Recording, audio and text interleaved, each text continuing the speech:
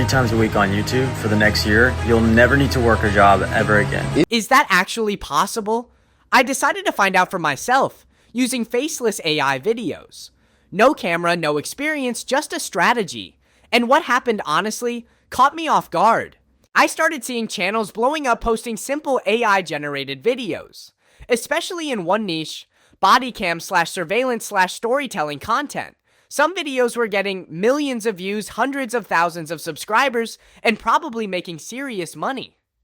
So I asked myself, is this actually a real opportunity?